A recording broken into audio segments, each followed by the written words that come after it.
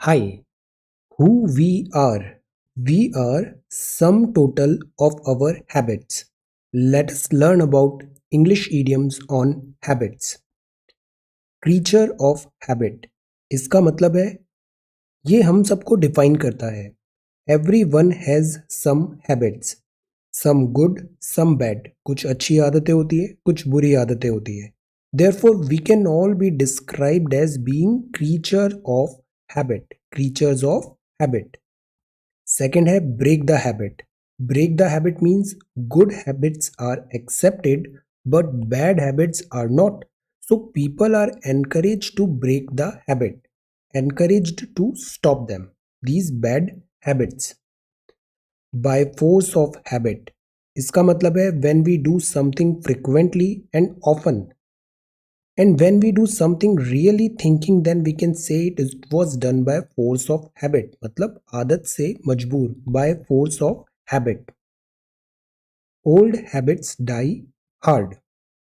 It is hard to stop doing something that someone has been doing for ages. So old habits die hard.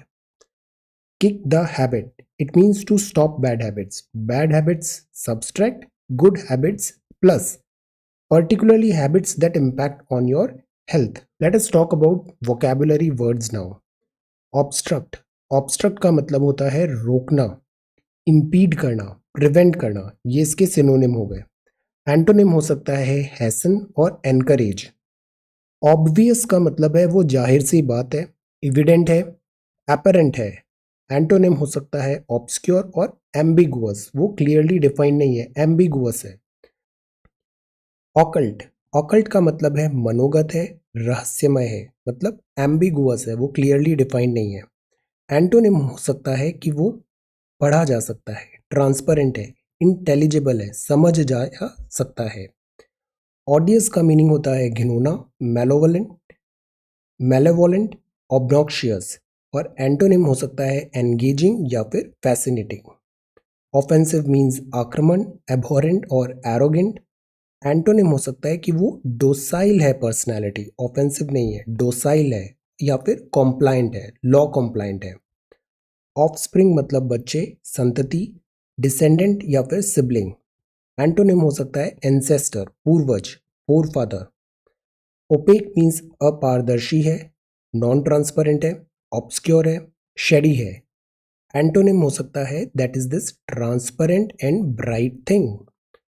ओरैक्युलर मतलब है भविष्यवाणी, oracle होता है ना भविष्यवाणी, matrix. Synonym could be cryptic और vague. Antonym हो सकता है ल्यूसिड या फिर डिस्टिंक्ट है वो. ऑर्डेन मीन्स हुक्म देना, order impose. Antonym could B revoke और अबॉलिश. ऑर्नामेंटल मतलब सजावट वाला, डेकोरेटिव, एडॉर्न्ड. एंटोनिम कुड बी अनसीमली या फिर प्लेन. आउटब्रेक है, कोविड-19 आउटब्रेक है, प्रकोप है, eruption, insurrection.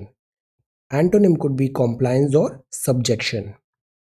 Outrage, outrageous, supreme court ने कहा था आउटरेजियस, दैट इज उल्लंघन करना, ऑफेंस करना, मैल ट्रीटमेंट करना. एंटोनिम हो सकता है प्रेज करना या फिर फेवर करना. ओवरवेल्म, ओवरवेल्म बाय इमोशंस, अभिभूत होना, डूबना, दैट इज दिस ट्रायम्फ और subjugate. Antonym could be flounder or falter. So these are certain vocabulary words with this letter O. Now let us talk about value versus virtue. दोनों में difference क्या होता है? Values जो होती है वो बेसिकली प्रिंसिपल्स होते हैं, स्टैंडर्ड्स होते हैं जो इम्पॉर्टेंट है या फिर डिजायरेबल है. दीज आर वैल्यूज, प्रिंसिपल्स और स्टैंडर्ड्स की ये मेरा वैल्यू सिस्टम है. वर्च्यूज वो क्वालिटी होती है जो गुड और डिजायरेबल इन अ पर्सन हम मानते हैं, कंसिडर्ड है, ऐसा परसेप्शन है. तो ये इंडिविजुअल लेवल पे हुआ. वर्च्यू जो हुआ that is this societal acceptance है इसका. All values may not be desirable. कुछ वैल्यूज अच्छी होती है, कुछ वैल्यूज बुरी होती है.